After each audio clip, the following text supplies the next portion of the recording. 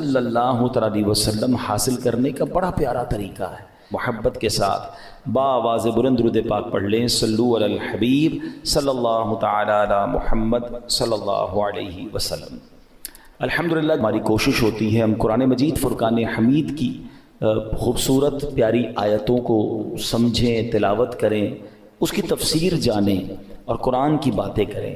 آج ایک بنی اسرائیل کی عجیب و غریب بیماری کا ذکر سنیں گے۔ اللہ نے قرآن مجید میں اس کو بیان کیا، اور بدقسمتی سے وہ بیماری، وہ ڈیزیز آج ہمارے درمیان بھی پائی جاتی ہے۔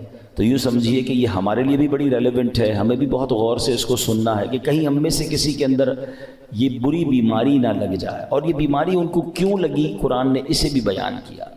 اللہ قریب قرآن مجید میں ارشاد فرماتا ہے، پارہ نمبر 1 ہے، سورہ بقرہ آیت نمبر 74۔ ارشاد ہوتا ہے، بسم اللہ الرحمن الرحیم، ثم قست قلوبكم من بعد ذلك فهي كالحجارة أو أشد قسوة وإن من الحجارة لما يتفجر منه الأنهار وإن منها لما يشقق فيخرج منه الماء وإن منها لما يهبط من خشية الله وما الله بغافل عما تعملون۔ اب اس آیت کا ترجمہ کیا ہے؟ آسان ترجمہ قرآن کنز العرفان۔ پھر اس کے بعد تمہارے دل سخت ہو گئے تو وہ پتھروں کی طرح ہیں، بلکہ اس سے بھی زیادہ سخت ہو گئے۔ اور پتھروں میں کچھ تو وہ ہیں جن سے ندیاں بہہ نکلتی ہیں، اور کچھ وہ ہیں کہ جب پھٹ جاتے ہیں تو ان سے پانی نکلتا، اور کچھ وہ ہیں جو اللہ کے ڈر سے گر پڑتے ہیں، اور اللہ تمہارے اعمال سے ہرگز بے خبر نہیں۔ یہ جو آخری آیت کا حصہ ہے نا، یہ تو سمجھ لیں یہاں لکھا ہونا چاہیے۔ کیا فرمایا؟ وَمَا اللَّهُ بِغَافِلٍ عَمَّا تَعْمَلُونَ۔ جان لو کہ اللہ تمہارے اعمال سے ہرگز بے خبر نہیں ہے۔ جو کچھ ہم کر رہے ہیں نا، سب اللہ دیکھ رہا ہے۔ ہم بعض اوقات لوگوں سے، رشتہ داروں سے، دوستوں سے چھپانے کی کوشش کر رہے ہوتے ہیں، شہر تبدیل کریں گے، علاقہ تبدیل کریں گے، دروازہ بند کر دیں گے، دنیا میں کوئی نہ دیکھ لے۔ بار بار قرآن انڈیکیٹ کر رہا ہے، وَمَا اللَّهُ بِغَافِلٍ عَمَّا تَعْمَلُونَ۔ اللہ تمہارے اعمال سے ہرگز بے خبر نہیں، وہ دیکھ رہا ہے۔ تو کاش یہ خیال دل میں راسخ ہو جائے کہ میں جو کچھ کرتا ہوں، اچھا کر رہا ہوں یا برا کر رہا ہوں، رب دیکھ رہا ہے۔ اچھے کام میں بھی اچھا عجیب ہیں ہم لوگ نا، برے کام میں لوگ نہ دیکھ لیں اس کی ٹینشن، اچھے کام میں لوگ کیوں نہیں دیکھ رہے اس کی ٹینشن، کسی طرح لوگوں تک پہنچا دوں کہ میں نے کوئی اچھا کام کیا ہے۔ اگر یہ ذہن بن جائے نا کہ دنیا دیکھے نہ دیکھے، اللہ دیکھ رہا ہے، اچھا کروں گا تو اجر اسی سے لینا ہے، اور اللہ نہ کرے برا کروں گا تو سزا بھی اسی نے دینی ہے، تو خیال تو اس کا زیادہ ہونا چاہیے نا، خیال دنیا والوں کا ہے۔ تو بہرحال اب آتے ہیں اس بیماری اور اس آیت کی طرف۔ اس آیت میں قرآن کریم فرقان حمید نے کیا ارشاد فرمایا؟ ثم قست قلوبکم من بعد ذلک، پھر اس کے بعد تمہارے دل سخت ہو گئے۔ یہ کس کی بات ہو رہی ہے؟ بنی اسرائیل کا ذکر ہو رہا ہے۔ ان پر بڑے انعامات ہوئے، بڑی مہربانیاں کی گئیں بنی اسرائیل پر، شکر کی بجائے یہ نافرمانی کرتے تھے۔ فرعون سے اللہ نے نجات دی، پھر انہوں نے ناشکری کی، تورات عطا کی، پھر ناشکری کی، بچھڑے کی پوجا کی، اللہ نے اس میں توبہ کی توفیق دے دی، پھر ناشکری کی، 70 افراد کو کوہ طور پر بلایا، انہوں نے پھر ناشکری کی، انہیں من و سلوہ عطا کیا، پھر ناشکری کی، انہیں قدرت کی نشانیاں دکھائیں، پھر ناشکری کی۔ اللہ پاک کی نافرمانیوں میں مصروف رہے، ایک کے بعد ایک نافرمانی، ایک کے بعد ایک گناہ کرتے رہے، یہاں تک کہ ان کے دل سخت ہو گئے۔ مگر اب قرآن کیا کہتا ہے؟ کتنے سخت ہوئے؟ فَهِيَ كَالْحِجَارَةِ، تو وہ پتھروں کی طرح ہو گئے۔ اب پتھر کتنا سخت ہوتا ہے سمجھیے گا، یاد رکھیے سختی کی اور بھی چیزیں ہوتی ہیں، لوہا بڑا سخت ہوتا ہے، لکڑی بڑی سخت ہوتی ہے، مگر لوہا آگ سے نرم ہو جاتا ہے، لکڑی پانی سے نرم ہو جاتی ہے، مگر پتھر کتنا سخت ہوتا ہے، نہ گرمائش پہ پگھلتا ہے، ہتھوڑے مار مار کے اس کا برادہ تو کر سکتے ہیں، چورا چورا کر سکتے ہیں، مگر نرم نہیں کر سکتے۔ تو قرآن نے مثال کیا دی کہ دل پتھر سے سخت ہو گئے۔ اچھا پھر کہا او اشد قسوہ، پتھر سے بھی زیادہ سخت ہو گئے۔ اللہ اکبر، ان دلوں کا عالم کیا ہوگا کہ جن کو قرآن کہہ رہا ہے کہ تمہارے دل پتھر جیسے سخت، بلکہ اس سے بھی زیادہ سخت ہو گئے۔ اللہ اکبر. اے میرے پیارے اسلامی، حالانکہ پتھر کی ایک اور تعریف قرآن خود آگے بیان فرما رہا ہے، وَإِنَّ مِنَ الْحِجَارَةِ لَمَا يَتَفَجَّرُ مِنْهُ الْأَنْهَارُ، پتھر میں تو کچھ وہ ہیں جن سے ندیاں بہتی ہیں. وَإِنَّ مِنْهَا لَمَا يَشَّقَّقُ فَيَخْرُجُ مِنْهُ الْمَاءُ، اور کچھ وہ ہیں جو پھٹ جائیں تو ان سے پانی نکلتا ہے.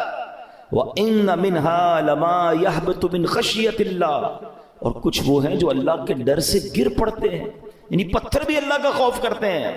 پھر فرمایا وَمَا اللَّهُ بِغَافِلٍ عَمَّا تَعْمَلُونَ، اور اللہ تمہارے اعمال سے ہرگز بے خبر نہیں. اب یہاں بڑی یونیک معلومات اسٹونز کے بارے میں، پتھر کے بارے میں قرآن نے کیا فرمایا؟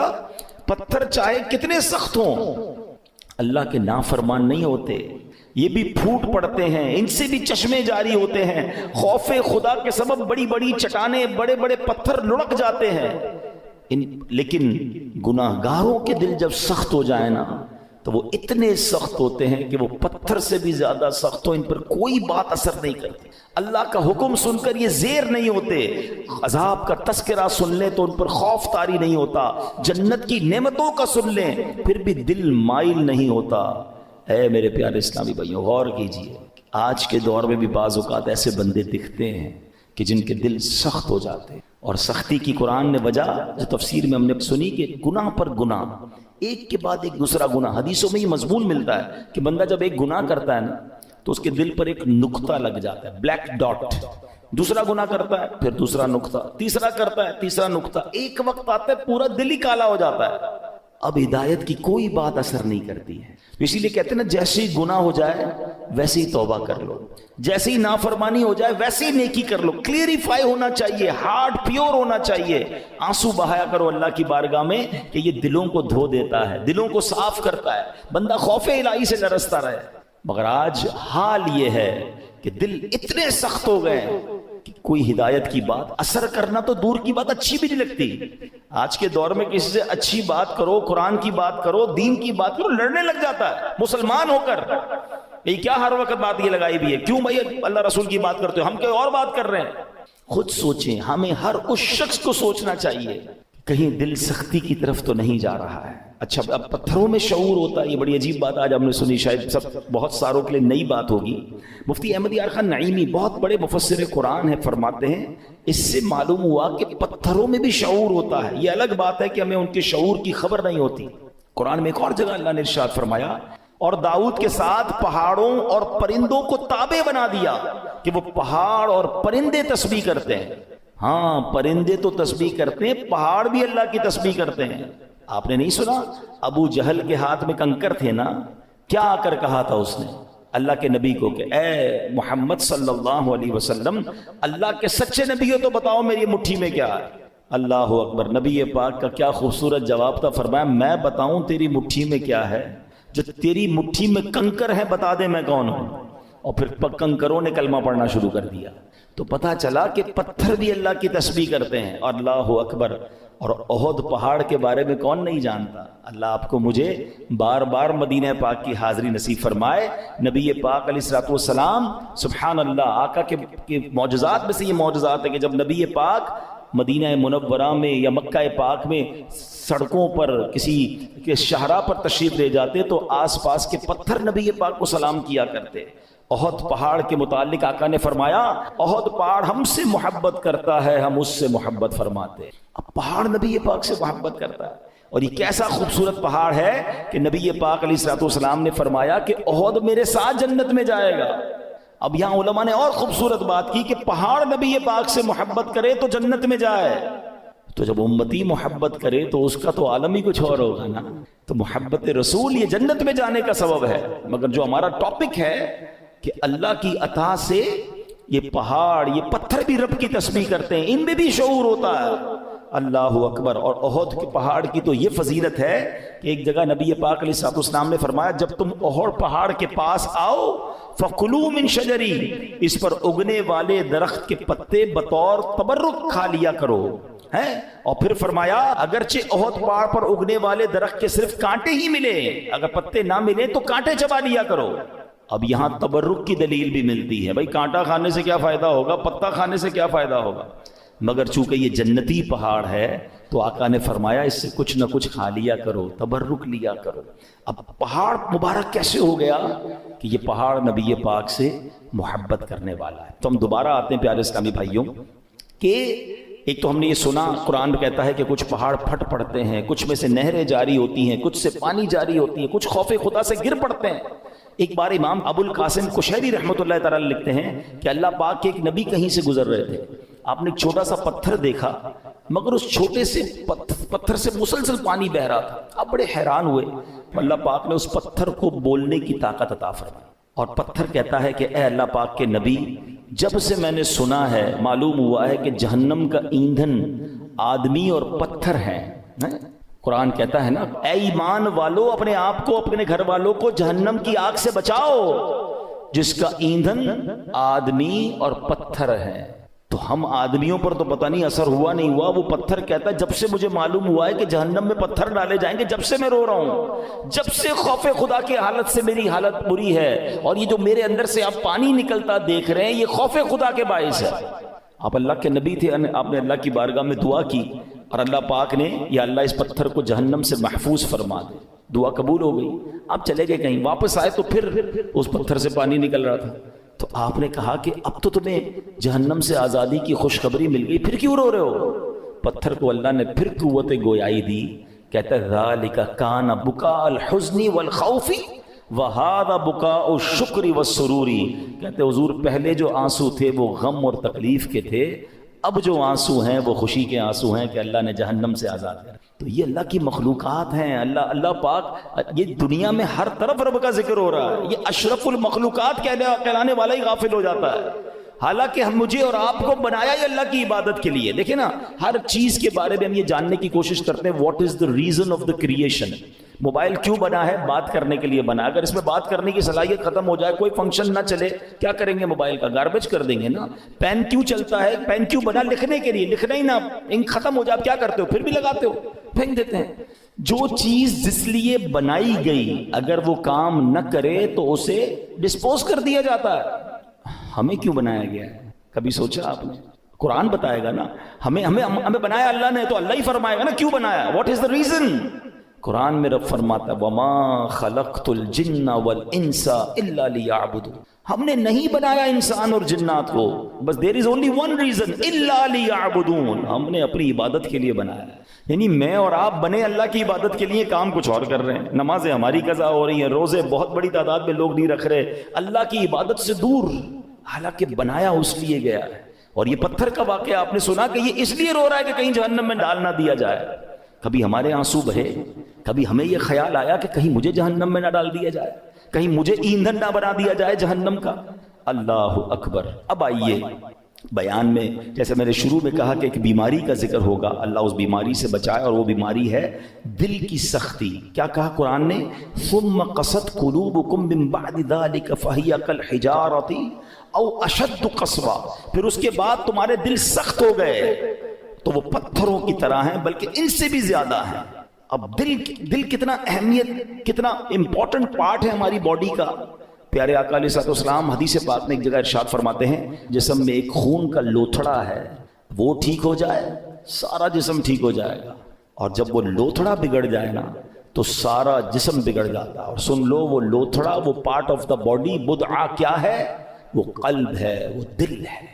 تو دل کا خیال میڈیکلی تو لوگ رکھ رہے ہیں، یار کولیسٹرول نہ ہو جائے، ہارٹ اٹیک نہ ہو جائے، بلڈ پریشر نہ ہو جائے، والز بند نہ ہو جائیں، وینز کھلی رہیں، بڑا خیال ہے۔ ٹھیک ہے، یہ تو ظاہری اس دل کی کیفیت ہے نا، مگر اگر اس دل میں ایمان ہی نہ ہو، اس دل میں معاذ اللہ سختی آ جائے، ہدایت کی کوئی بات ہی اثر نہ کرے، یہ دل معاذ اللہ غیبت، چغلی، بغض، کینہ، تکبر اور برائیوں کی آماجگاہ بن جائے تو یہ تو برباد کر دے گا نا، ایمان برباد کر دے گا۔ ہمیں جان لینے والے مرض کا ڈر ہے، ہم ڈسکس بھی کرتے ہیں، ڈاکٹر کے پاس بھی جاتے ہیں، ٹیسٹ بھی کراتے ہیں، جناب بتائیں ہارٹ اٹیک نہ ہو، میری باڈی ٹھیک رہے، کتنی ایکسرسائز کرنی ہے، everybody talk about it. وہ کیوں؟ کہ جان چلی جائے گی نا۔ مگر مجھے بتاؤ، جان جانا زیادہ خطرناک ہے یا ایمان جانا زیادہ خطرناک ہے؟ جان تو ویسے ہی جانی ہے، آج نہیں تو کل چلی جائے گی، مرنا تو ہے ہی، اس سے تو کوئی نہیں بچ سکتا، مگر ایمان سلامت لے کر قبر میں جانا یہ زیادہ ضروری ہے نا۔ تو یہ حدیث بھی بتا رہی ہے، قرآن کی آیتیں بھی بتا رہی ہیں کہ دل صاف ہونا چاہیے، دل اللہ کی رحمتوں کے نزول کی جگہ ہونی چاہیے۔ مگر جن کے دل سخت ہو گئے ہیں وہ غور کریں۔ اب آئیے میرے پیارے اسلامی بھائیوں، حدیث پاک، یہ دل کی سختی سزا کتنی بڑی ہے۔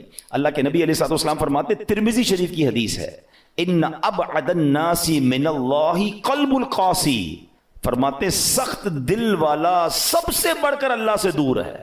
Nobody talk about it، کوئی بات ہی نہیں کرتا، ارے دل سخت ہے، یہ دل نرم ہے۔ اگر دل سخت ہو گیا نا تو پھر اللہ سے سب سے زیادہ دور وہ ہو جائے گا۔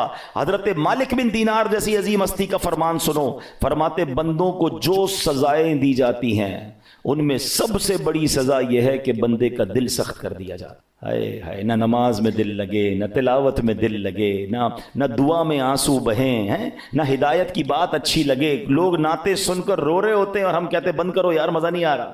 یعنی کوئی اچھی بات دل پر اثر نہیں کر رہی تو چیک کرو کہ یار یہ دل سخت تو نہیں ہو گیا، دروازہ تو بند نہیں ہو گیا۔ یہ سب سے بڑی سزا ہے۔ حضرت مالک بن دینار کہتے ہیں بندے کو جو سب سے بڑی سزا دی جاتی ہے وہ اس کا دل سخت ہو جاتا ہے۔ کسی مسلمان کو تکلیف میں دیکھ کر ہمیں تکلیف محسوس کیوں نہیں ہو رہی ہے؟ کوئی بیچارہ غریب پریشان ہے، اس کو دیکھ کر مجھے فیل کیوں نہیں ہو رہا؟ اگر ہو رہا ہے اللہ کا شکر ادا کریں۔ اگر مسجد میں آنے کو جی چاہتا ہے اللہ کا شکر ادا کریں، اور مسجد میں آ کر بھاگنے کو جی چاہتا ہے، there is something wrong in your heart۔ اس سے بڑھ کر رحمتوں والی جگہ کون سی ہے؟ ہونا کیا چاہیے؟ اللہ کے گھر میں آؤ تو پیس، سکون، مزہ آ جائے۔ مگر کچھ لوگ مسجد میں آ کر بھی بے چین، آخر میں آئیں گے سب سے پہلے جانے کی کریں گے۔ خود سوچئے کیوں مجھے بے چینی ہوتی ہے؟ موبائل پر گھنٹوں بیٹھ جاؤں گا، دوست کے ساتھ چائے پینے گھنٹوں بیٹھ جاؤں گا، اللہ کے گھر میں مجھے تکلیف کیوں ہو رہی ہوتی ہے؟ جب تک بیماری کو ڈائگنوس نہیں کریں گے نا پھر حل نہیں ہوگا۔ آج میں آپ کو علاج بھی بتاؤں گا۔ اب آئیے دل کی سختی کے اسباب، واٹ از دا ریزن۔ نبی پاک علیہ الصلوۃ والسلام فرماتے ہیں ذکر اللہ کے علاوہ زیادہ کلام نہ کرو، بے شک زیادہ باتیں کرنا دل کو سخت کر دیتا ہے۔ یہ بہت جو بولتے رہتے ہیں نا، بہت بولتے رہتے ہیں، زیادہ باتیں نہیں، قلیل الکلام۔ اللہ کا ذکر کریں، تلاوت کریں، کم بولیں، کیونکہ زیادہ بولنے والا غلطیاں بھی زیادہ کرتا ہے نا۔ جھوٹ بھی نکل جائے گا، غیبت بھی نکل جائے گی، دل آزاری بھی ہو جائے گی، معاذ اللہ احساس نہیں ہوگا، علم نہیں ہوگا تو کلمہ کفر بھی نکل جائے گا۔ کم بولیں، سوچ کے بولیں۔ ایک جملہ سنا ہوگا آپ نے، پہلے تولو بعد میں بولو۔ ہم بول کے تول رہے ہوتے ہیں، پھر پچھتا رہے ہوتے ہیں، یار نہیں بولنا تھا، یار کیا بول دیا، یار مسئلہ ہو گیا، جھگڑا ہو۔ پہلے سوچ لیتے ہیں نا۔ آپ کے کسی بھی باڈی پارٹ کے گرد گارڈ نہیں بٹھائے گئے۔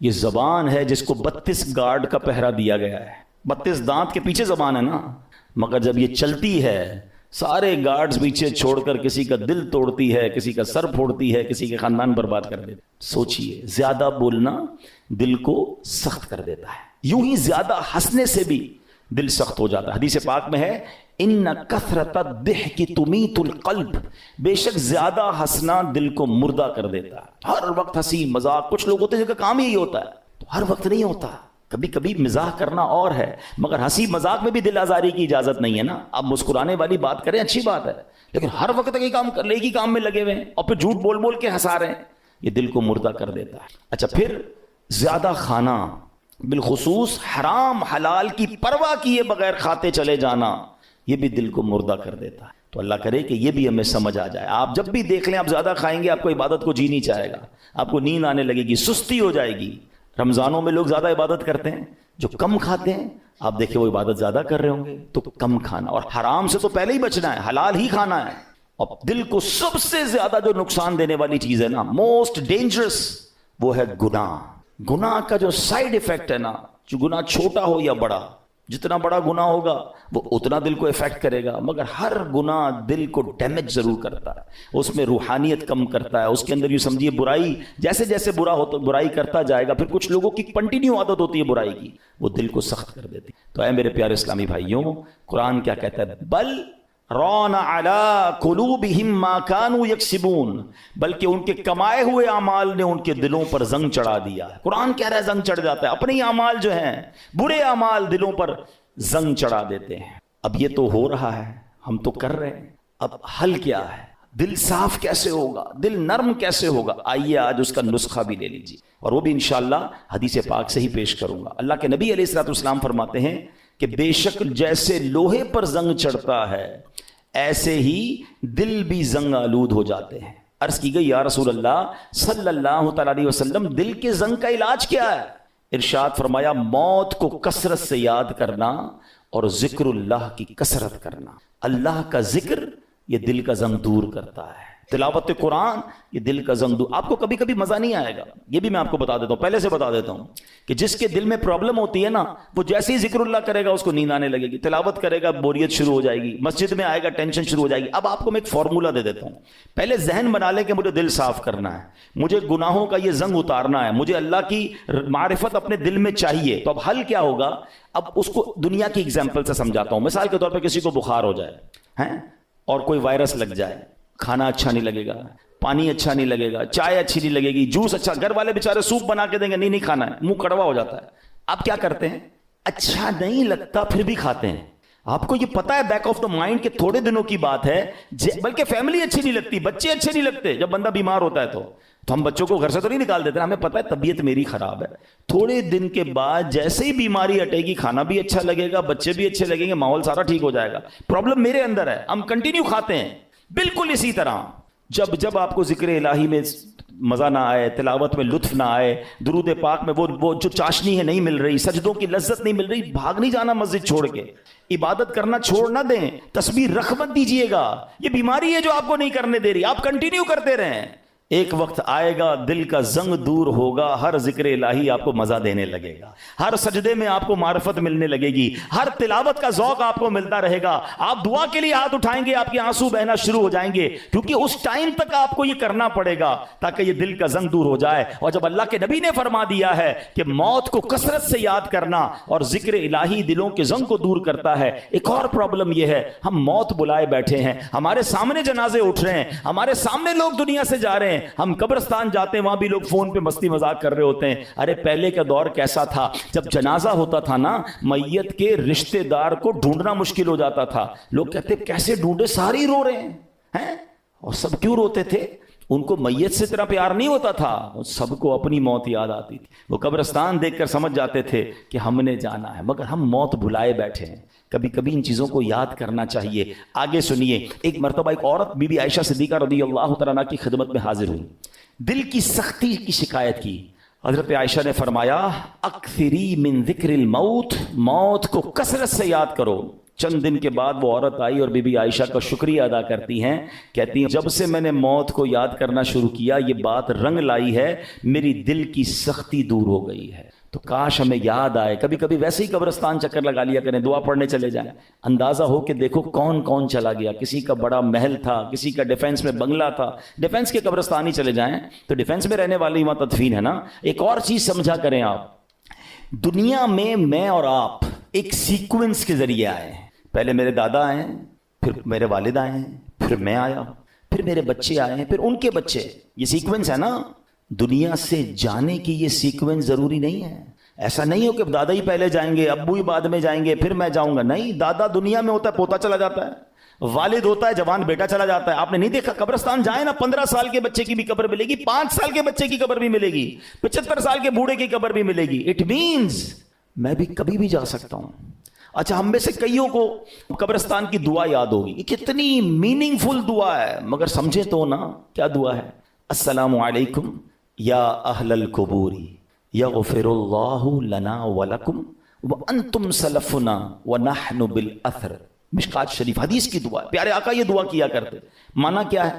السلام علیکم یا اہل القبور, اے قبر والو تم پر سلامتی ہو. پھر کیا فرمایا؟